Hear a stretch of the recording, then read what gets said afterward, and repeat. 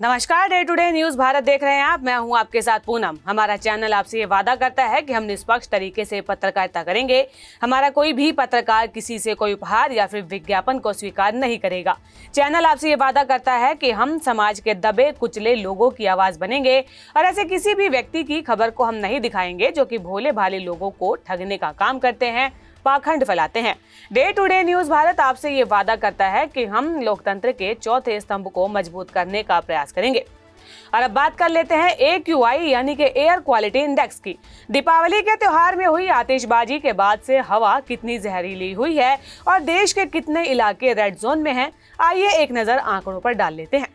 दीपावली के बाद की सुबह धुंध की चादर में लिपटी नजर आई। जो लोग सुबह टहलने निकले उन्हें ये एहसास हुआ कि सांस लेना भी अब मुश्किल हो चुका है, क्योंकि जीवनदायी हवा में पटाखों की गैस इस कदर घुल चुकी है कि लोग सोशल मीडिया पर गैस चैम्बर कहकर तंज करने लगे हैं। बात सबसे पहले राजधानी दिल्ली की कर लेते हैं, जहां हर साल की तरह इस बार भी ये दावा था कि ग्रीन पटाखे जलाओ, प्रदूषण को घटाओ। लेकिन नतीजा क्या हुआ? वही पुराना।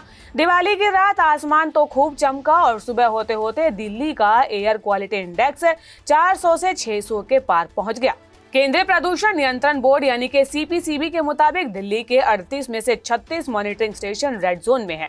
RK पुरम में AQI 368, जबकि कुछ जगहों पर 1000 तक पहुंच गया। दिवाली के बाद दिल्ली NCR के शहर दिल्ली, नोएडा, गुरुग्राम, गाजियाबाद समेत अन्य इलाकों में एयर क्वालिटी बहुत ही खराब हो गई। इन इलाकों में AQI तेजी से बढ़ा है। प्रदूषण का आलम यह है कि दिल्ली के कई इलाकों को रेड जोन घोषित किया जा चुका है। आसमान में कोहरा और धुंध छाया हुआ नजर आया।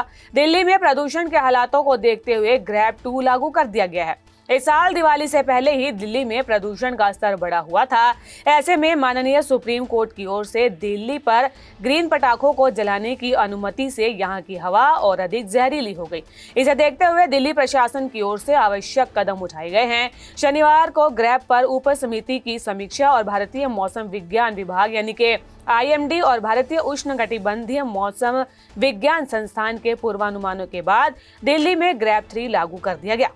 दिल्ली के बाद पंजाब, हरियाणा और देश के बाकी शहरों का रुख करते हैं कि आखिरकार उन शहरों की वायु गुणवत्ता किस तरीके की है।